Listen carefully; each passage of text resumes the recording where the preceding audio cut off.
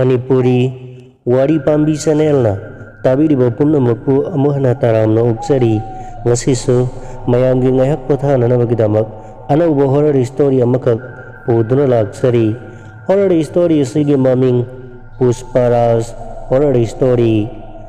Horror story asigi writer Laisram Arun. Haujik taminarasi mayamgi ngaihak pothananabagidamak puduna laksariba anauba horror story Pushparaj ki horror story.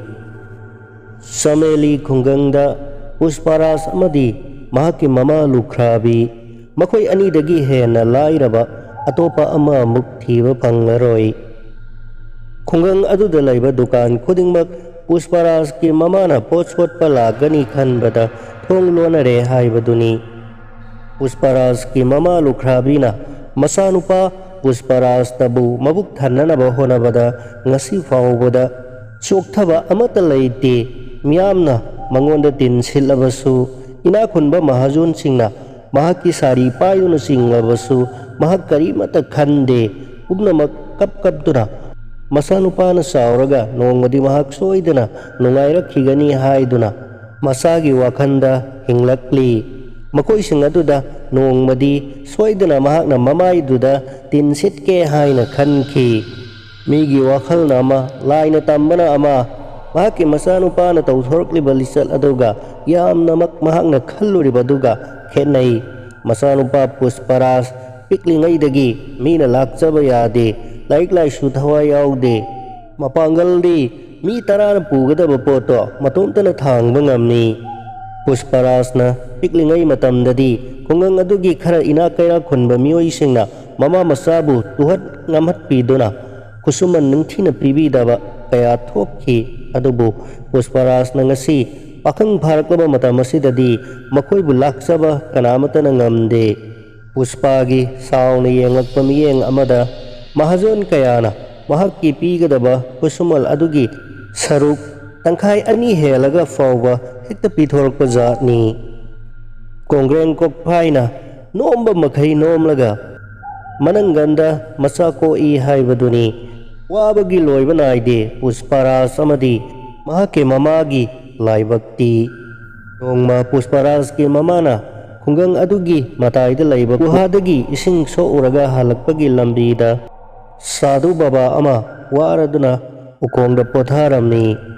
Mahakna Pushparaj ki mamada ising khara pithakpiyo haijaraklamni. Pushpagi mamana sangsinduna sadhu adugi mabuk thananaba ising haiduna pithaklamni. Sadhu aduna Pushparaj ki mamada munna yengaduna hairaklamni. Ukchel saurabi bema nahak yengbada ina kayak khunba imungi midi mande inasu nangi imungda mateng amadi pangingi aibu saksara amatang pijabiba ngamgadra. Pushparaj ki mamana masada sadhu adugi wadu tabada swai lauramni. Mama masa fauba pukthana saba ngamdringai sida sadhu babagi chara ama. Pushparaj ki mamana kutakta o fare sadhu asina saukrabadi aikhoi awaba tabasu yai aduna mahaki ningba thunghalage aigi sak chara ado mangonda pija thoklage khaladuna sadhu baba karigi pijaba ngamloidage kudak sida aikhoida lengbirasi haiduna sadhu baba ado makoigi yumda lakminarami. Pushparaj ki mamana kudakta sak thonggatuna mahaki sak saruk ado sadhu baba aduda pijarami. Matam adumaktada Pushparaj ado thabak surubadagi halaklamni. Mamana sadhu babada khuramu haiduna khuramallamni. Sadhu babana Pushparaj ki wang chauraba mahakki mapangal faraba sawong sada do ubada Pushparaj ta onsaladuna hairaklamni. O kai tarana saduna su loiraroidaba asuk napangan phakraba nang laina namana karigi wabage. Tamaduda Pushparajna sadhu baba aduda hairaklamni. Baba sagi lambi amatang takpiyo aikhoibu pisak piklingaidagi usit thawaidana hanthaba miyengda yengakliba khungang asigi inakhunba mayam asidagi hena sel painanaba nungayai phananaba lambi amatang nasada takpiramu. Sadhu baba aduna fare taro ꯅꯪꯒꯨꯝꯕ ꯅꯄꯥꯡꯒꯜ ꯐꯔꯕ ꯃꯤꯑꯣꯏ ꯑꯃꯅ ꯁꯣꯏꯗꯅ ꯇꯧꯕ ꯉꯝꯒꯗꯕ ꯊꯕꯛꯅꯤ. ꯅꯪꯒꯤ ꯈꯨꯡꯒꯪ ꯑꯁꯤꯒꯤ ꯇꯥꯏꯅꯕꯗ ꯂꯩꯔꯤꯕ ꯆꯤꯡꯂꯣꯜ ꯑꯅꯤ ꯑꯁꯤ ꯂꯥꯜꯂꯒ ꯁꯤꯔꯤꯕꯜ ꯀꯧꯕ ꯎꯃꯪ ꯑꯃ ꯂꯩꯕꯅꯤ. ꯎꯃꯪ ꯑꯁꯤꯒꯤ ꯃꯌꯥꯏꯗ ꯇꯨꯔꯦꯜ ꯑꯃ ꯆꯦꯜꯂꯤ. ꯇꯨꯔꯦꯜ ꯑꯁꯤꯒꯤ ꯍꯦꯛ ꯋꯥꯡꯃꯗ ꯂꯩꯔꯤꯕ ꯎꯃꯪ ꯑꯗꯨꯒꯤ ꯃꯅꯨꯡꯗ ꯑꯉꯥꯡꯕ ꯆꯥ ꯆꯟꯗꯟꯒꯤ ꯎ ꯃꯌꯥꯝ ꯑꯃ ꯍꯧꯔꯤ. ꯍꯥꯏꯔꯤꯕ ꯎꯁꯤꯡ ꯑꯁꯤ ꯃꯥꯂꯦꯝꯒꯤ ꯂꯩꯕꯥꯛꯇ ꯌꯥꯝꯅ ꯍꯤꯗꯥꯛ ꯀꯥꯟꯅꯔꯕ ꯌꯥꯝꯅꯁꯨ ꯇꯥꯡꯕ ꯎ ꯉꯥꯛꯇꯅꯤ. ꯎꯁꯤꯡ ꯑꯁꯤꯕꯨ ꯑꯉꯥꯡꯕ ꯄꯩꯁꯥ ꯄꯥꯝꯕꯤ ꯍꯥꯏꯔꯒꯁꯨ ꯃꯌꯥꯝꯅ ꯈꯪꯅꯕꯅꯤ. ꯀꯔꯤꯒꯨꯝꯕ ꯅꯪꯅ ꯎ 100 ꯌꯥꯟꯗꯨꯅ ꯌꯣꯟꯕ ꯉꯝꯂꯕꯗꯤ ꯅꯍꯥꯛꯀꯤ ꯄꯨꯟꯁꯤꯗ ꯈ꯭ꯋꯥꯏꯗꯒꯤ ꯅꯨꯡꯉꯥꯏꯕ ꯃꯍꯥꯖꯣꯟ ꯏꯅꯥꯛ ꯈꯨꯟꯕ ꯃꯤꯑꯣꯏ ꯑꯃ ꯍꯥꯏꯕꯗꯨꯗꯤ ꯁꯣꯏꯗꯅ ꯑꯣꯏꯕ ꯉꯝꯒꯅꯤ. ꯍꯥꯏꯔꯛꯄꯗ ꯄꯨꯁꯄꯥꯔꯥꯖꯅ ꯕꯕꯥ, ꯀꯝꯗꯧꯅ ꯎꯁꯤꯡ ꯑꯗꯨꯕꯨ ꯌꯥꯜꯂꯒ ꯀꯗꯥꯏꯗ ꯄꯨꯔꯒ ꯀꯝꯗꯧꯅ ꯀꯅꯥꯗ ꯀꯝꯗꯧꯅ ꯌꯣꯟꯒꯗꯧꯔꯤꯕꯅꯣ ꯍꯥꯏꯕꯒꯤ ꯋꯥꯔꯤ ꯑꯗꯨꯁꯨ ꯍꯥꯏꯕꯤꯔꯝꯃꯨ. ꯍꯥꯏꯔꯛꯄꯗ ꯁꯥꯗꯨ ꯕꯕꯥ ꯑꯗꯨꯅ ꯑꯉꯥꯡꯕ ꯆꯥ ꯆꯟꯗꯟꯒꯤ ꯎꯁꯤꯡ ꯑꯁꯦ ꯅꯍꯥꯛꯅ ꯅꯨꯃꯤꯗꯥꯡꯒꯤ ꯃꯇꯝ ꯈꯛꯇꯗ ꯌꯥꯟꯒꯗꯕꯅꯤ. ꯑꯗꯨꯒ ꯃꯀꯛ ꯃꯀꯛ ꯀꯛꯂꯕ ꯃꯇꯨꯡꯗ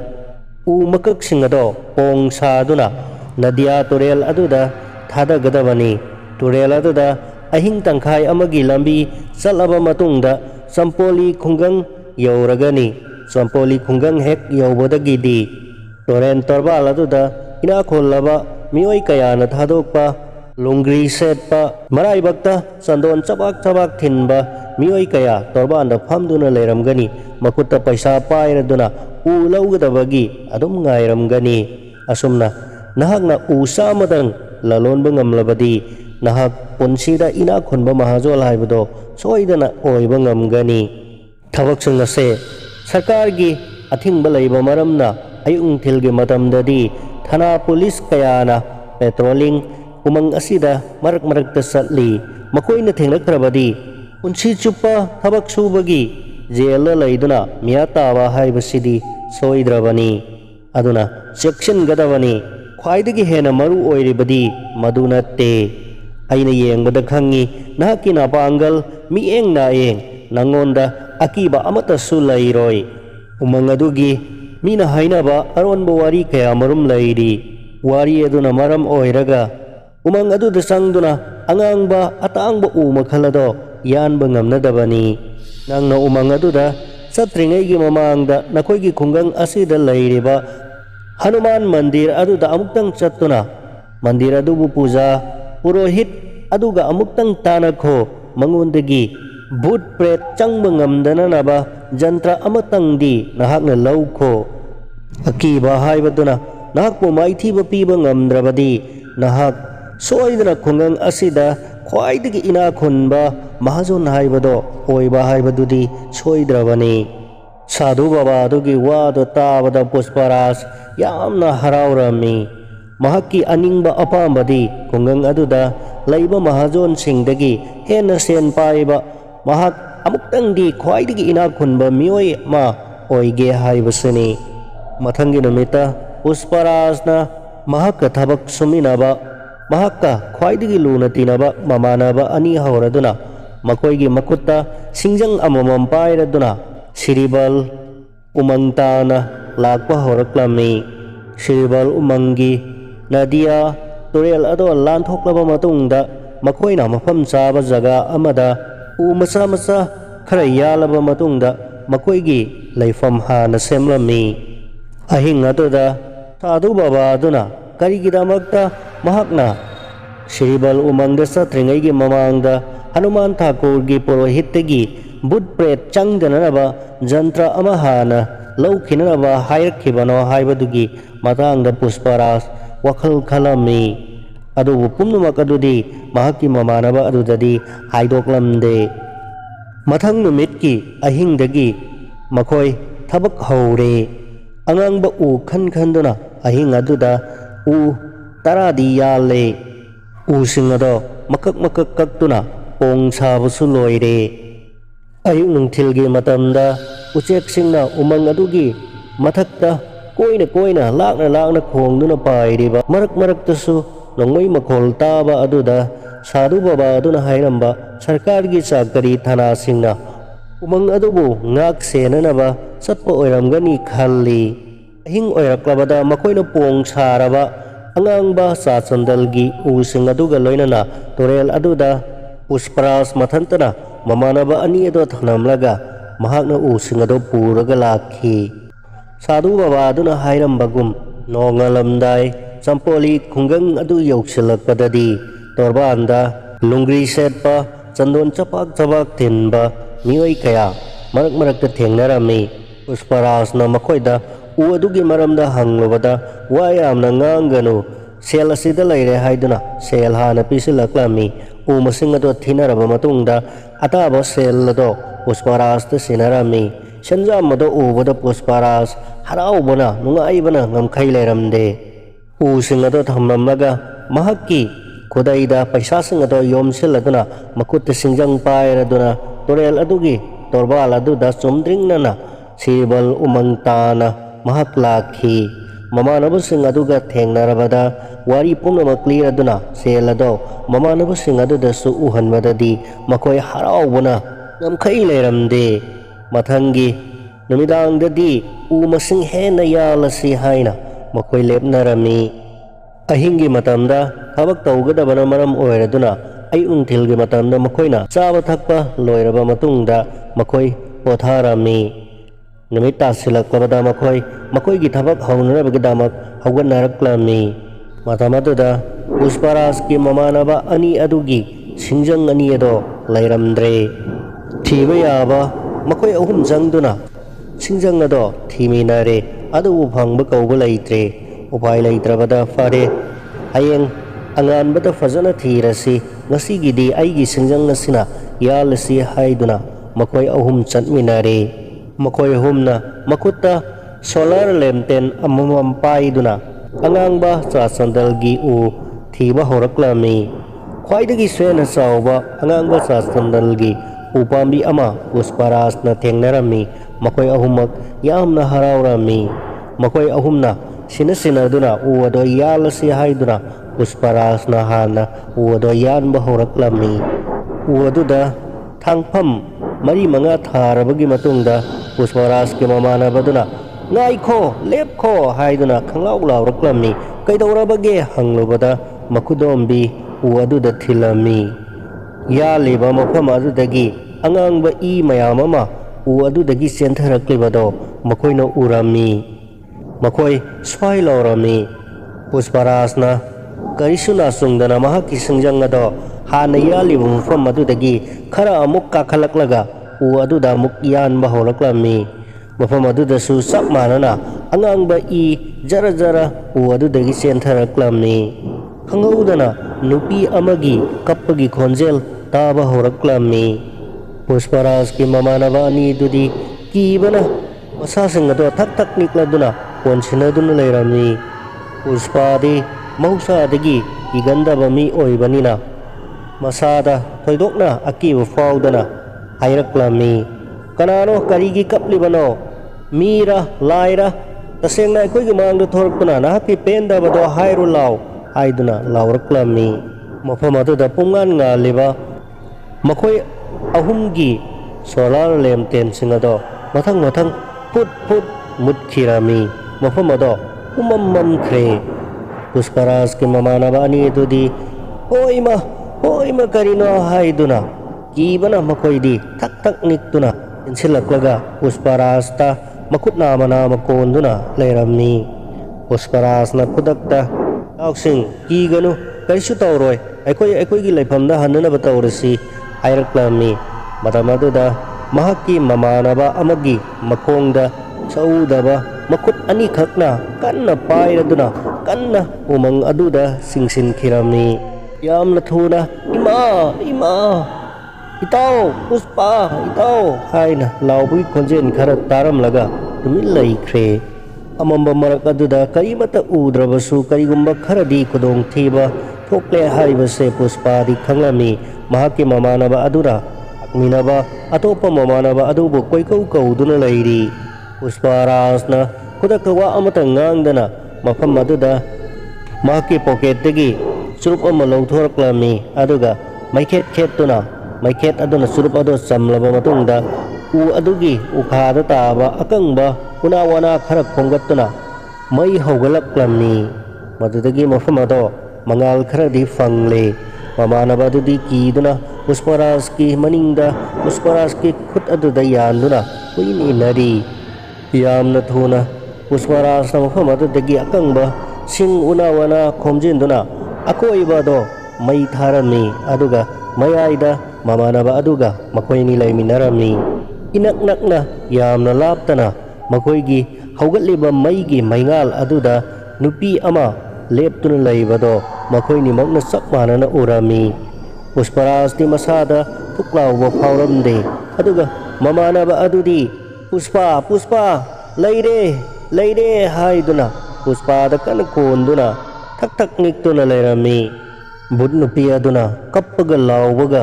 makoina haugatliba mai adugi akoibada laimaida amuk uhan ugi usada amuk pham u mathakta amuk koipai paiduna saktam kaya amuk ulakpa adudadi mamanaba ado kiba henman khiduna mahakti wanthaduna laikre Pushparaj di mamina phauba hanna yengdana mahakki churup ado adum thaktuna lairi adubu mahakki akoibada thariba mai adudi mulhandana naba mahakna sing akangba una akangba kaya leptana adumak hapsilli asum haukibana nongan kre nongalabada mahakki mamanaba aduna mikap thoklabada ngarangi thodok sing ado ningsinglaktuna mamanaba adubu koikau kauduna kapa horaklami adudagi Pushparajna mafam ase aikoi kodong thiningai oire aduna itaw nahak hankro aihak silbal umang asi fawbo nahak puthindoke haiduna mamanaba adubu umang ado lanthokduna thindoraklami mamanaba aduna Pushparaj su yumda hannanaba hayakpa matamda Pushpana aihak matam khara umang asida laihaukhige aihak khungang asida khwaidagi ina khunba mahajon singi matakta lamal amak khumba pamli aihakki wakhalol se ningbu thungdre phawba aihak sire fare changle fare aihak mafam asida laihaukhige haiduna Pushpadi laihore mamanabado chatkrabada Pushpana mahakki laifamado tana laklaga ahing ado uyananabagi asengba maigi maihum kayamuk fazana semle aduga ahingi matam oiraklabada maihum singado koina thanduna mahakna uyanba horami bunupi aduna tamthiraba saktam kaya puthoktuna Pushparaj ki manakta akoibada ugi mathakta usada laimaida uptuna sittuna saptuna mahakki kinanaba kaya honarabasu Pushparaj na karimata nasungdana mahakki thabak ukakpagi thabak ado adum makha satharami aduga torelda mahakna upong saduna tauthaba matamdasu mahakki mitmangda akiba saktam kayamuk thokhanduna mahakpu hatnaba kayamuk honaraklami adubu Pushpana karisu nasungdana karbar ado makha adum satharami numit taranimak leptana mahakki karbar ado makha satharakpada mahak sel fazana fangle sel fazana paire botnupi aduna su ahing tamnaduna mahakpu kihanduna mahakpu hatnanaba kayamuk hotnarabasu mahakki masada siriba jantra amadi asengba maigi mayrakta botnupi aduna Pushparaj ki masadi sokpa ngamlamde Pushparajta akibaso amata fawhan mangamlamde bunupi aduna upai lairaktaraduna nongma Pushparaj na hingda uyalingai matamda bunupi aduna mahakna hinglingai matam laisaringai matamda oikeba asengba saktam aduda Pushparaj ki manak nakna lepladuna hairaklami nahak muk na thawna phaba nahak muk pangganba aihak na ngasi fawba kanasu thengaraktri mandirgi purohina piba jantra siraba miyoi kayada ikhoina masa sokna changma ngamdrabasu singamdana sikhiba thawai but atamana kihan khanganbada kidaba miyoi haibasidi atangbani Pushpana mahakna ngangliba singado karimata tasinadana mahakki thabakado makatana adumak uado iyalami bunupi aduna ngasi haiba namit asidagidi ay nangonda amuk hanna kihalaroi nangonda kudong thibasu nanghange ꯍꯣꯠꯅꯔꯔꯣꯏ꯫ ꯅꯍꯥꯛꯅ ꯅꯤꯡꯂꯤꯕ ꯅꯍꯥꯛꯀꯤ ꯈꯨꯡꯒꯪꯗ ꯂꯩꯔꯤꯕ ꯏꯅꯥꯛ ꯈꯨꯟꯕ ꯃꯤꯑꯣꯏꯁꯤꯡꯗꯒꯤ ꯍꯦꯟꯅ ꯁꯦꯟ ꯄꯥꯏꯕ ꯏꯅꯥꯛ ꯈꯨꯟꯕ ꯃꯤꯑꯣꯏ ꯑꯃ ꯅꯍꯥꯛꯅ ꯑꯣꯏꯒꯦ ꯈꯜꯂꯤꯕ ꯑꯗꯨꯗ ꯑꯩꯅꯁꯨ ꯅꯪꯒꯤ ꯊꯕꯛꯇ ꯃꯇꯦꯡ ꯑꯣꯏꯅ ꯄꯥꯡꯂꯒꯦ ꯍꯥꯏꯔꯛꯄꯗ ꯄꯨꯁꯄꯥꯔꯥꯖꯅ ꯃꯍꯥꯛꯅ ꯁꯤꯡꯌꯪꯅ ꯎ ꯌꯥꯜꯂꯝꯕꯗꯒꯤ ꯆꯞ ꯂꯦꯞꯂꯝꯃꯤ ꯑꯗꯨꯒ ꯌꯦꯡꯂꯛꯂꯝꯃꯤ꯫ ꯃꯍꯥꯛ ꯁ꯭ꯋꯥꯏ ꯂꯥꯎꯔꯝꯃꯤ, ꯅꯍꯥꯟꯃꯈꯩ ꯎꯈꯤꯕ ꯇꯝꯊꯤꯔꯕ ꯁꯛꯇꯝ ꯑꯗꯨꯒ ꯏꯃꯥꯟ ꯃꯥꯟꯅꯗꯅ ꯃꯁꯛ ꯃꯇꯧ ꯐꯖꯔꯕꯤ ꯂꯩꯁꯥꯕꯤ ꯑꯃꯒꯤ ꯁꯛꯇꯝꯗ ꯃꯃꯥꯡꯗ ꯂꯦꯞꯇꯨꯅ ꯂꯩꯔꯝꯕꯗꯣ꯫ ꯚꯨꯠ ꯅꯨꯄꯤ ꯑꯗꯨꯅ ꯑꯃꯨꯛꯁꯨ ꯍꯥꯏꯔꯛꯂꯝꯃꯤ, ꯑꯩꯗꯤ ꯑꯁꯤꯕꯒꯤ ꯊꯋꯥꯏꯅ ꯑꯣꯟꯕ ꯑꯥꯇꯃꯥ ꯑꯣꯏꯕꯅꯤꯅ ꯑꯩꯅ ꯅꯪꯉꯣꯟꯗ ꯊꯦꯡꯕ ꯁꯣꯛꯄꯗꯤ ꯉꯝꯃꯤ, ꯑꯗꯨꯕꯨ ꯅꯪꯅ ꯑꯩꯉꯣꯟꯗ ꯁꯣꯛꯄ ꯄꯟꯕꯗꯤ ꯀꯔꯤꯃꯠꯇ ꯌꯥꯔꯣꯏ꯫ ꯑꯩꯅ ꯅꯪꯉꯣꯟꯗ ꯁꯣꯛꯄ ꯄꯟꯕ ꯈꯨꯗꯣꯡꯊꯤꯕ ꯊꯣꯛꯍꯟꯕ ꯉꯝꯂꯕꯁꯨ ꯅꯪꯒꯤ ꯅꯁꯥꯗ ꯁꯤꯔꯤꯕ ꯖꯟꯇ꯭ꯔ ꯑꯗꯨꯅ ꯃꯔꯝ ꯑꯣꯏꯗꯨꯅ ꯉꯁꯤ ꯐꯥꯎꯕꯗ ꯑꯩꯅ ꯅꯪꯉꯣꯟꯗ ꯀꯔꯤꯁꯨ ꯇꯧꯕ ꯉꯝꯗꯦ꯫ ꯃꯁꯤꯃꯛ ꯈ꯭ꯋꯥꯏꯗꯒꯤ ꯂꯥꯏꯕꯛ ꯐꯔꯕꯅꯤ꯫ ꯑꯩꯍꯥꯛ ꯁꯤꯔꯕꯂꯤ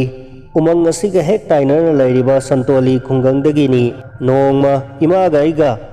ꯁꯤꯔꯕꯂꯤ ꯎꯃꯪ ꯑꯁꯤꯒꯤ ꯆꯤꯗꯥꯏꯗ ꯁꯤꯡ ꯆꯟꯕ ꯂꯥꯛꯈꯤ꯫ ꯈꯪꯍꯧꯗꯅ ꯎꯃꯪ ꯑꯁꯤꯗ ꯂꯩꯕ ꯆꯥ ꯆꯟꯗꯟ ꯑꯉꯥꯡꯕ ꯎ ꯂꯂꯣꯟꯕ ꯗꯥꯀꯨ ꯈꯨꯠꯄꯨ ꯑꯃꯅ ꯑꯩꯈꯣꯏꯕꯨ ꯐꯥꯈꯤ꯫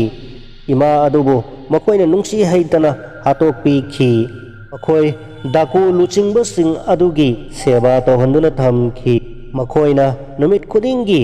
ꯑꯩꯕꯨ ꯏꯖꯠ ꯃꯥꯡꯍꯜꯂꯤ꯫